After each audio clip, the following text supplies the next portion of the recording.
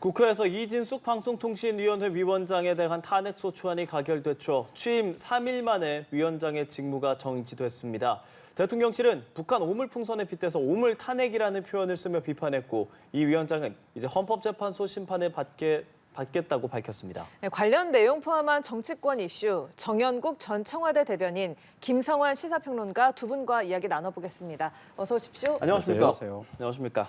저희 준비된 이슈 태그 두 가지입니다. 먼저 첫 번째 키워드 보여주시죠.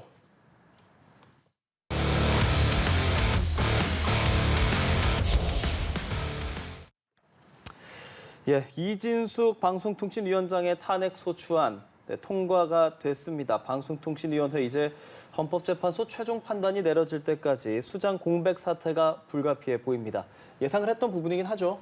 네, 예상이 됐죠. 어제 임명장을 받았는데 임명장 받고 다음 날 탄핵이 되는 그런 역사적인 아마 기록이 될 것 같습니다. 이런 나라가 있을지 모르겠습니다. 뭐 우리나라 역사상에도 처음이겠지만은 이 방송통신의 수장을 취임하고 임명장 받고 그 다음 날 야당에 의해서 탄핵이 되는 이런 사례를 세계적으로 찾아볼 수 있을지는 저는 궁금합니다. 그런 일이 없을 겁니다. 선진국에 이런 일이 있을 수 있겠습니까? 사실 뭐 이진숙 위원장 같은 경우는 근무를 해봤자 하루 근무를 한 것 아니겠습니까? 하루 동안에 헌법과 법률을 위반했다는 것이겠죠. 하루 동안에 무슨 일을 얼마나 많이 했기에 헌법과 법률을 위반했겠습니까? 너무 해도 너무한다. 이것은 그렇게 얘기할 수밖에 없어요. 사실 뭐 말하는 게 이제 탄핵 사유가 방통위법 위반이겠죠. 그러니까 2인 체제로 이제 박문진 이사와 KBS 이사를 선임한 부분에 대해서 2인 체제에서 의결한 것이 잘못이다 이렇게 돼 있는데 이거는 분명하게 탄핵 사유가 되지 않는다고 저는 봅니다. 그 방통위법에는 의사 정족수가 없어요. 의결 정족수는 있습니다. 그러니까 재적 의원의 과반수만 되어 있습니다. 그러니까 지금 방통위의 재적 의원은 위원장과 부위원장 2명인 거예요. 그래서 대통령이 임명한 2명뿐입니다. 그러니까 재적 의원은 2명이잖아요. 재적 의원의 과반수인 겁니다. 그렇기 때문에 2명이 해도 법적으로는 문제가 안 되는 거예요. 물론 5인 합의체이기 때문에 2명이 의결하는 부분에서는 바람직하다고는 말을 못 하겠죠. 그렇지만 이제 탄핵을 했기 때문에 법적으로 따져야 되는 부분이니까 이게 헌법과 법률에 위반했느냐 하는 부분을 따진다 그러면은 법 위반을 하지 않았다.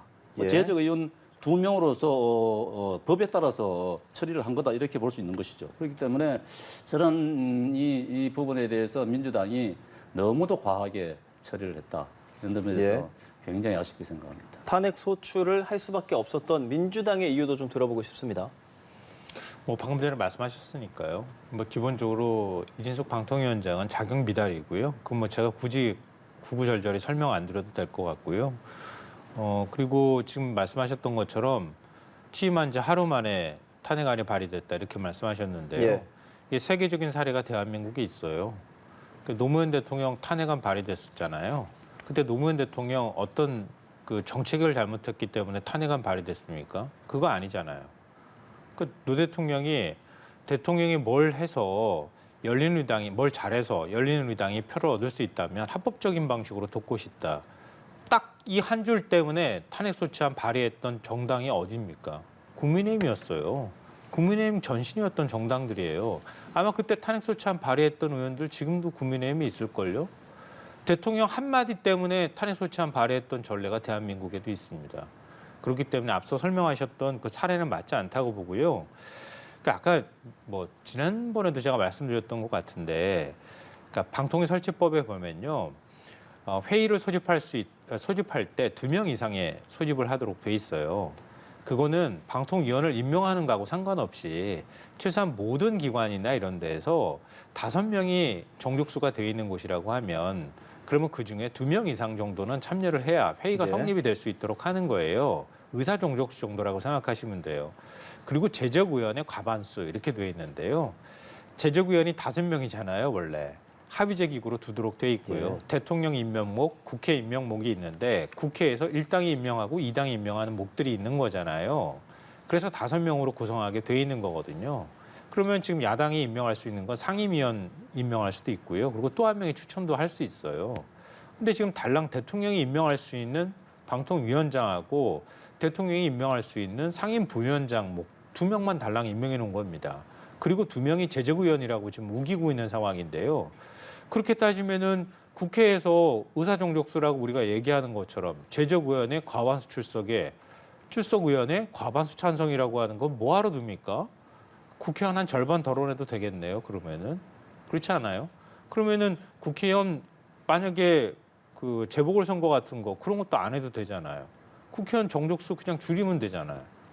이거는 초등학교 반장 선거할 때도 이렇게 안 해요.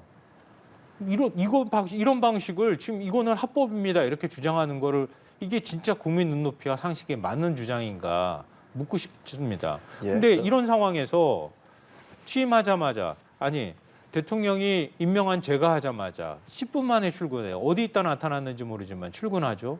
그리고 10시간 동안 심사했다고 하는데 80명을 면접까지 봤다는 겁니다. 그리고 2명이서 참 코미디 같은 일이 2명이서 투표까지 했대요. 그리고 2명이서 의사가 안 맞아가지고 한 7, 8명에 대해서는 재투표를 했답니다. 이거 국민들이 어떻게 생각하겠습니까? 이런 방식으로 방통위를 운영을 하루 만에 했다 하더라도 하고 그러고 난 다음에 중요한 공영방송 이사진을 확정을 해놨어요. 탄핵 사유가 안 된다고 이런 사례가 없다고 주장할 수 있겠습니까?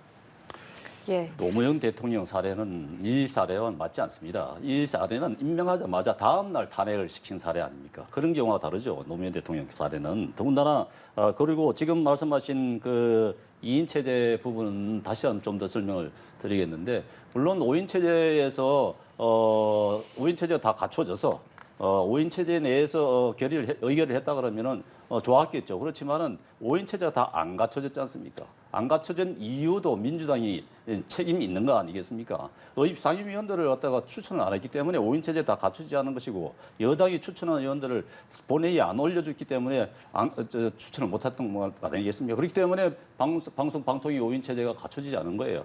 그렇기 때문에 대통령이 임명한 2명 2인 체제로 계속 왔던 겁니다. 그러니까 이거를 탄핵의 사유상 위법한 행위를 했느냐 안 했느냐 이 부분인데 이 제적 의원 2명 방통위법이 그렇게 돼 있습니다.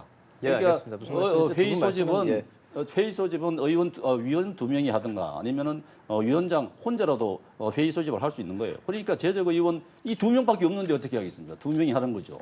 이게 위법이 아니다. 저는 뭐 반론하려고 하는 건 아니고요. 한 20초만 시간을 주신다면 취임해서 얼마의 기간이 지났느냐는 건 탄핵 사유가 되는 건 아니에요. 어떤 행위를 했는가가 탄핵 사유가 된다는 말씀을 드린 탄핵을 겁니다. 한 경우가 어디 있습니까? 알겠습니다. 예, 방통위 2인 체제 이야기까지 또 해주셨는데 아무튼 뭐 이야기한 것처럼 이준숙 위원장은 취임한 지 사흘 만에 그리고 근무 하루 만에 직무가 정지되는 이례적인 상황에 맞게 됐습니다. 이 전임자들이 탄핵 추진 직전에 사퇴한 것과 달리 이준숙 위원장은 헌법재판소의 판단까지 받아보겠다라는 입장인데요. 저도 개인적으로 생각해서는 탄핵 받아보는 것이 좋을 것 같습니다. 탄핵 심판을 받아보는 것이 좋을 것 같아요. 지금 제가 좀 전에 말씀드린 대로 위법하지 않다는 부분은 제가 또 하나 더 설명드리자면 민주당의 김현 의원도 법안을 발의하지 않았습니까? 지금 방통위법에 2인 체제 의결이 정당하다. 그렇기 때문에 개정을 내야 되겠다. 그렇게 해서 개정안을 낸 거예요. 그렇다 그러면은 이 사안이 법을 위반했다고 볼 수 없는 것이죠. 헌재로 왔을 때는 저 같으면은 헌재가 금방 판결을 할 수 있을 것 같아요. 위법한 거 아닌가. 이 방통위법 자체를 위법한 거 안 한가 했은 것이지 이 사람에 대한 것을 따지는 게 아니지 않습니까? 그러니까 위법 사항을 따지는 것이기 때문에 금방 판결을 내릴 수 있을 것 같은데 헌재가 빨리 사실 결정을 내주는 것이 좋습니다. 지금 방통위가 완전히 마비된 상태에서 업무가 전혀 돌아가지 않는 거 아니겠습니까? 방송과 통신, IT 분야 수장이 없는 그런 상태이고 1인 상임위가 지금 계속 유지가 되는 그런 상황인데 이게 마비가 된 상태입니다. 아무것도 할 수가 없어요. 그렇기 때문에 헌재는 하루빨리 이 부분에 대한 심판을 내려주시길 당부드리는 바랍니다. 예, 이준숙 위원장은 헌재 심판에서 탄핵 부당함을 밝히겠다라고 했는데 헌재가 어떤 판단을 내릴까요? 글쎄요, 뭐 지켜봐야 될 것 같은데요. 그러니까 앞서도 계속 이렇게 논쟁이 됐던 게 그러니까 방통위 합의제 기구로 돼 있는 거를 5명 임명해야 되는 기구를 2명만 임명을 해놓고 그리고 2명이 모든 의사결정을 하는 게 이게 법률에 위반되는 것이냐 아니냐 이 부분에 대해서 헌재가 어떤 판단을 내릴지 저도 좀 보고 싶어요. 왜냐하면 이런 식으로 해본 전례가 없는 거예요. 그러니까 최소한 그래도 민주주의 형식적인 요건이라도 갖추고 난 다음에 여당이 아무리 우위의 숫자를 가지고 있다 하더라도 그 정도는 채우고 했던 그게 민주적 절차에 맞는 거라고 봤기 때문에 이전에 어떤 보수 정권이 들어섰다 하더라도 이 정도는 지켰단 말이에요. 근데 윤석열 정권은 그것조차 할 생각이 없는 거예요. 물론 야당이 추천 안 했다 뭐 여러 가지 얘기는 하고 있는데 예. 추천해도 임명도 안 했잖아요. 근데 그건 뭐 거기부터 시작하면 끝없는 논쟁이 될 것 같고요. 그렇기 때문에 일단 이번에 탄핵안이 국회 보고까지 되고 했다면 그리고 뭐 탄핵안이 국회를 통과한 거니까 헌재가 이런 방식으로 방통위를 운영하는 게 법률 위배가 될 것이냐 아니냐 이 부분에 대해서 한번 확인해 줬으면 좋겠다. 이런 바람 말씀드리고요. 그리고 아까 김현 의원 말씀하셨는데요. 김현 의원이 발의한 법안은요. 아까 의사종족도 제가 말씀드렸잖아요. 회의를 여는데 최소 2명 이상이 연다고 하는 거는 그거는 어떤 회의 성격이나 이런 거에 따라서 모든 의원이 참석하기 어려우니 최소한 2명 이상 정도는 회의에 참석을 해야 그래야 회의가 될 수 있도록 하는 이런 걸 규정한 거거든요. 근데 그거를 4명 이상은 참석해야 된다 이렇게 해놓은 거예요. 그러니까 일종의 꼼수를 못 부리도록 최소한 그거 정도는 바꿔야 된다라고 본 거고요. 아까 제적의원의 과반수로 의결한다고 되어 있는 그 조항은 다른 조항인데요. 그 밑에 달려있는 조항이에요. 그거는 그것 이상의 더 이상의 조항이 필요 없는 거잖아요. 그럼 그거 둔 거란 말이에요. 그러니까 꼼수를 부려서 2인 체제나 3인 체제로 방통위를 운영하지 못하도록 하는 최소한의 장치를 만들어 둔 거기 때문에 의결 문제하고는 사실은 다른 차원의 얘기들을 법률 안에 적어놓은 거라고 보시면 될 것 같아요. 그러니까 그걸 두 개를 연결해서 얘기한다는 건 좀 예. 논리상에 맞지 않다 이런 말씀 드립니다. 조금만 더 말씀드리면 예, 조금만 마지막으로 듣겠습니다. 이게 5인 체제가 갖춰지지 않은 이유가 민주당에서 추천을 안 한 이유가 있습니다. 이게 지금 당장 박문진 이사들이 임기가 지금 8월 12일로 끝나는 것이거든요. 박문진 이사들 임명 절차를 해야 되는 것입니다. 이 절차를 거쳐야 박문진 이사 임명 절차를 거쳐야 MBC 사장 부분을 건드릴 수 있단 말이죠.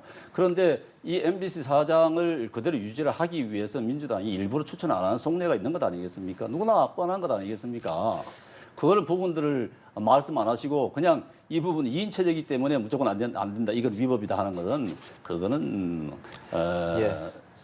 말씀 그런 속셈을 속이고 알겠습니다. 예, 이렇게 말씀드릴 수밖에 없습니다. 예, 헌재 판단을 기다리겠다는 입장이기 때문에 헌법재판소의 판단 뭐 저희도 지켜봐야 할 것 같은데 뭐 이 부분에 대해서는 저희가 또 나중에 또 이야기를 해보도록 하고요. 저희는 국회에서 또 전 국민 25만 원 지원법 경우도 지금 통과를 했단 말이죠. 이 부분은 사실 야당에서 굉장히 오랫동안 주장을 하고 있는 부분이고 이번에 올라오게 된 부분. 이게 이재명 대표 1호 법안이기 때문에 민주당 어떻게든지 통과시키고 싶겠죠. 그렇지만 계속 얘기했습니다만은 이거는 정말 포퓰리즘의 전형이다 이렇게 얘기를 할 수밖에 없는 것 아니겠습니까? 25만 원 사실. 지금 현장은 굉장히 어렵긴 합니다. 예. 지금 시장을 돌아다니다 보면은 상인들 굉장히 힘들어해요. 그렇죠. 예, 영세 상인들 정말 힘들어합니다. 예. 주고 싶겠죠. 정부 입장에서도 유혹이 갑니다. 그렇지만 이걸 현금으로 뿌렸을 때는 이것은 바람직하지 않다. 더군다나 지난번 문재인 정부 때 코로나 때 우리 가구당 40만 원, 최대 100만 원까지 줘봤지 않습니까? 그때 KDI 연구 결과가 있었습니다. KDI에서 분석해 본 결과 소비 진작 효과가 0.2에서 0.3배 정도밖에 나오지 않았습니다. 효과가 미미했다고 나왔던 거예요. 그렇게 현금을 뿌리는데도 불구하고 소비를 진작하는 부분에서는 큰 효과를 보지 못했다는 겁니다. 예. 그런데 지금 당장 현금을 준다 그러면은 누구나 다 좋아하겠죠. 그렇지만 지금 제가 경로당에 가보면 경로당의 할머니 할아버지들도요. 이거 현금 이렇게 줘도 되겠냐 걱정을 하십니다. 왜? 미래 세대에 돌아간다는 거 압니다. 그 부담이. 그렇기 때문에 지금 주면 좋겠죠. 그렇지만 억제를 해야 되는 것이죠. 자제를 해야 되는 것이죠. 그게 지금 정부 재정이 한 13조 내지 많게는 15조까지 들어가는 그런 부분인데 이거를 현금으로 뿌려가지고 소비 진작이 나타나지 않는데 그럼 어떻게 그걸 감당하겠습니까? 그러니까 지금 뭐 우리 저 부채 규모가 지금 1,100조 원 넘고 있는데 이렇게 미래 세대에게 부담을 주는 그런 행위를 해서는 안 된다. 예. 민주당도 좀 책임감을 가져야 된다. 저는 그렇게 봅니다. 근데 국회에서 국민의힘은 뭐 반발하면서 표결에 참여하지 않았고 유일하게 지금 반대표를 던진 것은 개혁신당의 이준석 의원 혼자 남아서 반대표를 던지기도 했습니다. 자, 야당 입장에서는 지금 이 상황 좀 어떻게 보시는지요? 방금 전에도 말씀하셨는데요. 지금 코로나 때보다 더 힘들다고 소상공인 자영업자들이 얘기하고 있는 상황이잖아요. 작년에만 100만 명이 가게 문을 닫았어요. 정말 심각하다고 얘기합니다. 코로나 때보다 더 어렵다고 하는데 코로나 때는 코로나 지원금이라도 줬어요. 그 효과에 대해서는 여러 가지 이제 찬반이나 평가는 예. 좀 있을 수 있다고 보는데요. 그러면 이렇게 힘들어하는 국민들한테 물가 폭등에 지금 고금리에 시달리는 국민들한테 윤석열 정부가 뭘 해줬습니까? 부자 감세해 준 거밖에 더 있나요? 법인세 깎아주고 뭐 상속세도 깎아준다고 얘기하고 그리고 종부세도 사실상 형해화시켜 버렸어요. 그러면은 건전재정은 어떻게 만드는 겁니까? 작년에도 56조 원 펑크 났다 그러는데 순수하게 이번에도 10조 원이 안 들어왔다는 얘기를 하고 있잖아요. 얼마가 더 펑크 날지 모르는 상황이에요. 이거 돈 없는 거 어떻게 메울 겁니까? 내년에 경제가 좋아지면 내년에 그냥 더 세수가 많이 들어오면 그때 메울 수 있습니다. 이렇게 얘기하는데요. 저는 윤석열 정부가 다음 정권한테 엄청나게 큰 부담을 주고 있다 이런 말씀 드리고요. 그리고 지금 재정 문제 계속 얘기하고 코로나 지원금 가지고 얘기를 하는데요.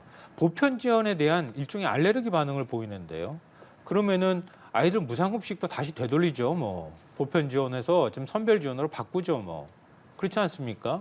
우리 사회가 그동안에 최소한 보편 지원과 선별 지원들이 지금 다 같이 그때에 따라서 활용이 되어 왔는데 보편 지원 얘기만 나오면 막 펄쩍 뛰면서 알레르기 반응을 보이는 건 또 뭔가 이걸 좀 묻고 싶고요. 예. 그리고 13조 원 얘기하는데요. 우리나라 한국 경제 규모가 GDP로 보통 따지는데요. 명목 GDP가 2,400조 원입니다. 명목 GDP가 2,400조 원인 나라에서 13조 뿌렸다고 물가가 폭등한다고 주장하는 건 도대체 어느 근거에서 나오는 말인지 모르겠어요. 물가가 올라가는 거 그동안에 윤석열 정부는 잡았습니까? 도대체 민생을 위해서 한 게 뭐가 있습니까? 근데 지금 최소한 이것만이라도 당장 급한 소상공인들한테 조금이라도 숨통이라도 틔워주자고 얘기하는데 이 정도 금액 가지고 대한민국이 망할 것처럼 얘기하는 예. 건 이건 대단히 무책임하고 하기 싫다는 얘기밖에 안 들린다. 이런 얘기 알겠습니다. 말씀드립니다. 예, 이제 25만 원 지원법에 대해서 대통령실은 예산 편성권 침해이자 삼권 분립 위배라고 지적을 하면서 거부권을 행사할 것으로 보입니다. 또 앞서 통과됐던 방송사법도 거부권이 사실상 예고된 상황이기도 하고요. 또 앞서 이야기를 계속했었던 방통위원장 탄핵에 대해서 오물 탄핵이라는 표현을 써가면서 강하게 비난을 한 바 있습니다. 이렇게 야당의 단독 처리 그리고 대통령 거부권 타협 없는 이런 패턴이 계속 반복되고 있는데요. 앞으로도 어떻게 전망하시나요? 네, 이게 25만 원 지원법의 삼권 분립 위반이라고 하는 것은 예산 편성권은 이제 정부에 있기 때문에 국회에서 예산을 편성해서 그럼 정부 보고 야 이거 처리해 하면은 그건 행정부를 완전히 무시하는 것이겠죠. 지금 그런 사례이기 때문에 그런 것인데 예산 편성권은 정부에 있기 때문에 정부에서 예산 편성해서 국회에 넘기면 국회에서 얘기를 해주는 것이 맞는데 거꾸로 된 것이죠. 그래서 이제 이건 삼권 분립 위반이다 이렇게 지적을 하는 것이고 지금 이 부분에 대해서는 뭐 방송사법에 대해서도 거부권 행사할 수밖에 없는 상황이고 또 이 이제 25만 원 부분에 대해서도 이제 행정부 장관께서 거부권 행사를 요청하겠다고 그렇게 했습니다. 그래서 제2요구권을 뭐 대통령께서 행사할 수밖에 없는 상황이라고 보여집니다. 그렇기 때문에 지금 제가 보기에는 이 25만 원 지원법도 이재명 대표가 이제 워낙 계속 지속적으로 강조를 해왔기 때문에 거기에 대해서 민주당에서 부응을 하기 위해서 하는 것 같은데 민생이 지금 정말 어려운 건 사실입니다. 그래서 정부도 이게 지금 현금은 지원하기는 굉장히 불편한 점이 많고 어려운 점이 많기 때문에 예. 민생 지원에 관한은 이게 어떻게든지 소상공인들이라든가 이런 부분들에 대해서 지원할 수 있는 방안을 국민들이 체감할 수 있는 그런 대책을 내놔야 되는 게 맞아요. 그런 현실적인 대안 대책들을 좀 제시해 주기를 정부도 아하. 빨리 제시해 주길 예. 바라고요. 그게 이제 피부적으로 국민들이 느껴야 되는 것이거든요. 예. 근데 지금 현장에서는 당장 25만 원이라도 주면 좋겠다 이런 생각들을 하신단 말이죠. 현실적인 문제로. 그렇기 때문에 이거 세금 들어가는 문제는 좀 장기적으로 경제를 활성화시킬 수 있는 그런 부분이어야 되기 때문에 현금으로 들어가는 부분들. 무슨 말씀인지 그런 알겠습니다. 부분이기 때문에 이거는 조심해야 된다. 그러나 예. 정부도 빨리 정말 국민들의 어려움을 살펴야 된다. 그렇게 봅니다. 예, 25만 원법이 국회 문턱을 넘었지만 거부권이 예상되는 상황에서 25만 원법도 폐기될 수 있다라는 전망에 대해서 어떤 생각 갖고 계십니까? 계속 이렇게 거부권만 행사할 건가? 대통령이 할 수 있는 일이 이거밖에 없나 이런 생각을 하는데요. 그러니까 25만 원 안 줘도 좋다고 얘기하잖아요. 그리고 또 민주당에서도 유연하게 안 받아도 되는 고소득층 같은 경우에는 지급을 줄이거나 안 받을 수도 있다 이런 것까지도 얘기하고 있잖아요. 그러면은 그 정도 얘기가 나오면 대통령이나 아니면 집권 여당에서는 그러면 그런 방식 말고 다른 방식으로 하면 안 될까요? 이렇게 역제안이라도 해야 될 거 아닙니까? 누가 집권을 했는지 저는 모르겠어요.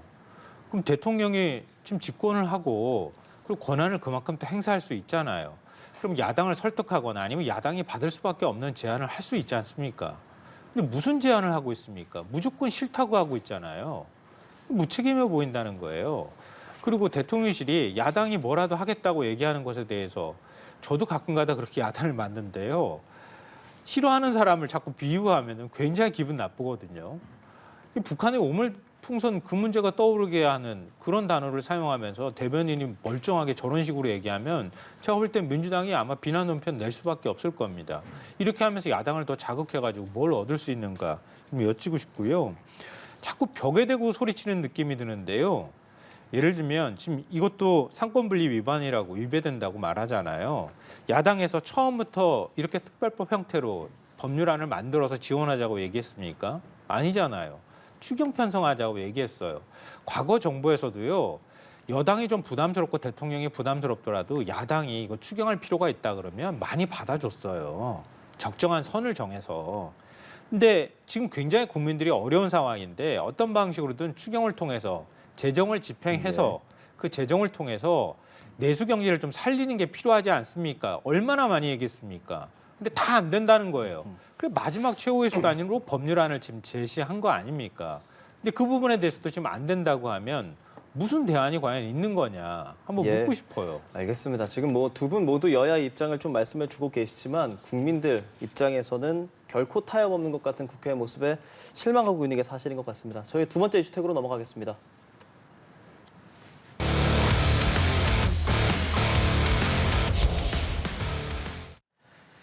네, 국민의힘 한동훈 대표 이렇게 당선이 되고 나서 인선에 대해서 가장 많이 이야기 나왔던 정책위 의장 대구 4선 중진 김상훈 의원이 지명이 됐습니다. 다소 이례적이라고 볼 수 있는 건 이제 원내대표인 추경호 의원보다도 선수가 또 높기도 하고요. 어떤 의원입니까? 근데 당내에서는 예. 김상훈 의원 정책위 의장으로 모신 데 대해서 다들 박수를 치고 그렇습니까? 있습니다. 예, 누구나 다 평가하기를 정말 합리적이고 원하신 분이다. 좀 아시는 분이세요? 그리고 그렇지만 그렇습니다. 그 또 경제통이거든요. 기재부 출신이기 때문에 경제통이다. 지금 경제통 정책위 의장이 가장 지금 필요한 시점이다.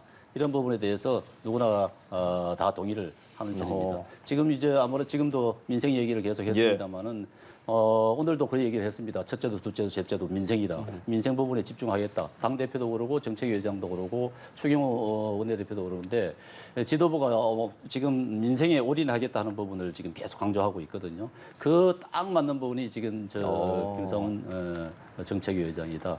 4선이라고 하면은 굉장히 선수가 높은 가운데서 정책위원장을 맡기는 그렇게 쉬운 일은 아닌데 추경호 원내대표보다 높잖아요.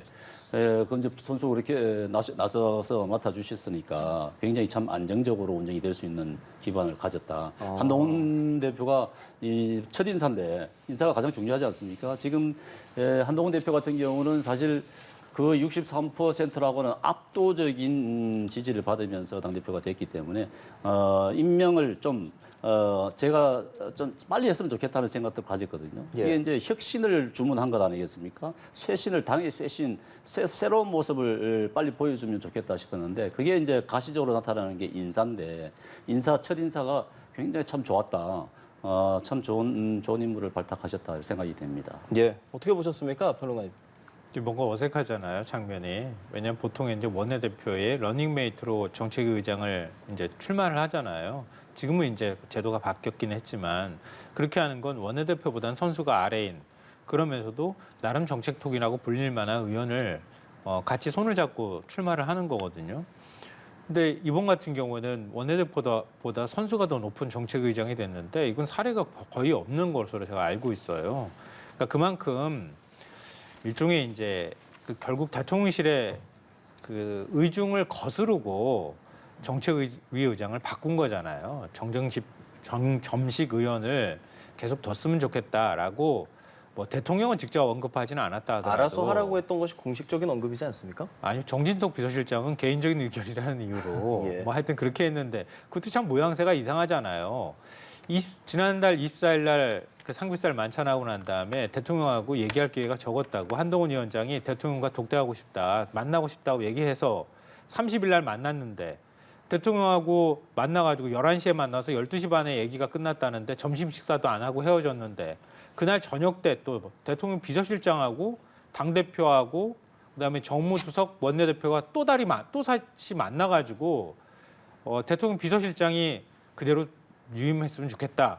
아니 그대로 뒀으면 좋겠다 이렇게 얘기를 했는데 한동훈 위원장은 그 말 오히려 반기를 들듯이 물러나라 이렇게 해서 결국은 바뀌게 된 거잖아요. 그러니까 대통령실의 뜻하고 좀 다른 결정을 내렸다 이렇게밖에 해석할 수가 없는데요. 그러니까 최대한 친한계하고 친윤계 색채가 적은 인사를 찾느라고 고육지책으로 이렇게 결정한 것이다 이렇게밖에 비치지 않는다는 겁니다.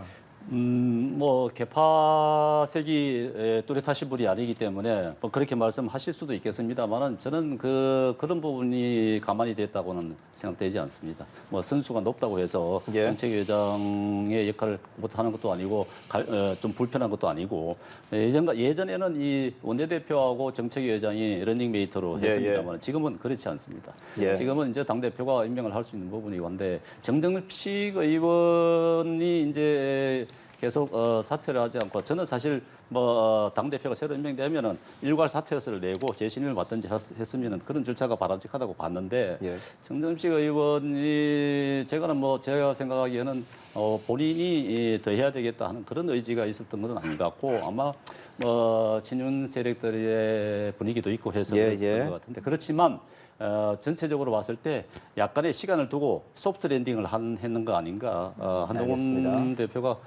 적절하게 갈등이 생기지 않게끔 서로의 관계를 이해를 하면서 그렇게 인선을 했던 게 아닌가. 그렇게 생각이 됩니다. 예, 자, 지명직 최고위원회는 친한계 원외 인사 김종혁 전 조직부총장이 낙점된 것으로 알려졌는데요. 이렇게 되면 최고위원회 구성원 9명 중에 5명, 그러니까 과반 이상이 친한계.